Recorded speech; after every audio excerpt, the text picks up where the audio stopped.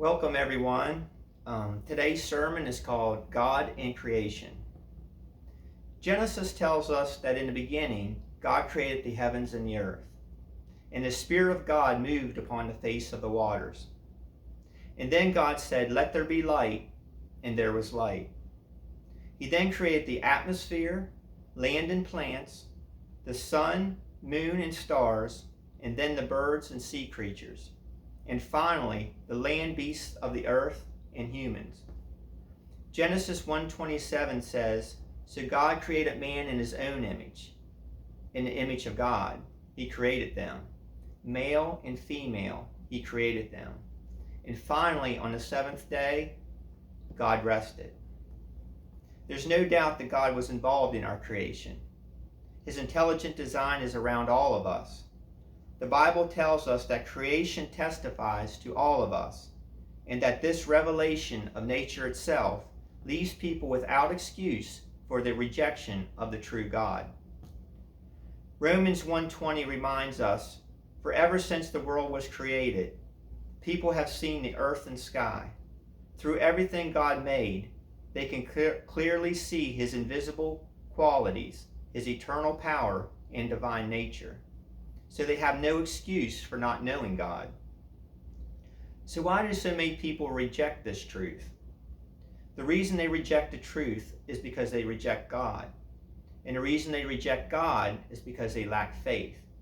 And the reason they lack faith is because they lack understanding. They claim the Bible is flawed because it was written by men. Yet they claim every other book written by men as credible. The Bible, written by a divine God through his prophet, is rejected. But science books, taught as fact, are disproven and rejected within decades. The Holy Bible, written over 3,500 years ago, still holds up under the scrutiny of the most brilliant minds in the world.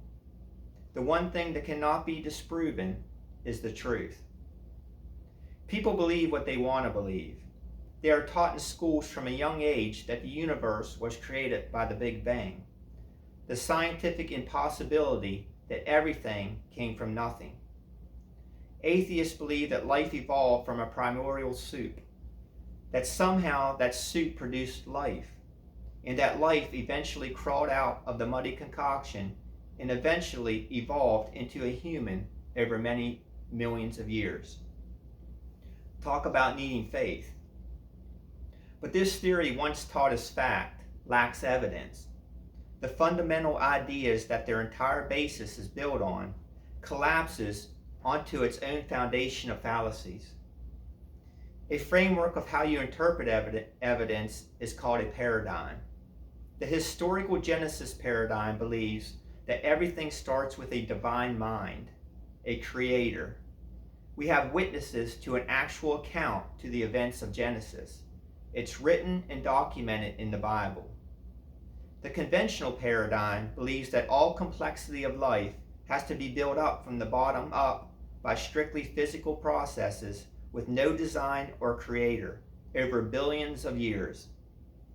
The historical Genesis paradigm is backed by science.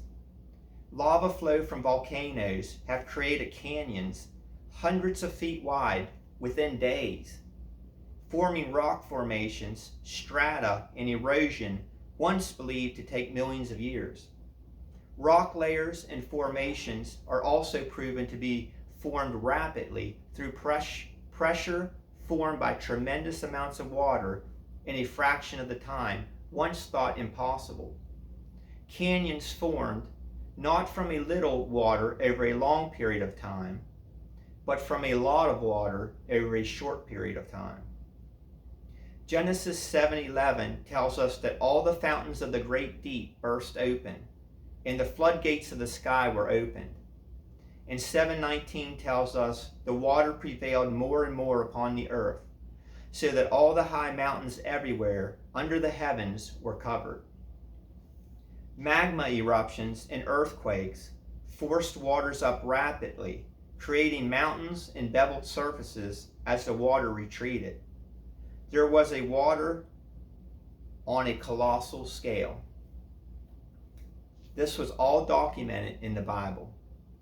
Atheists want to reject the great flood of the Bible, yet ocean fossils are found on every mountaintop in the world, including Mount Everest, which is over 5 miles high.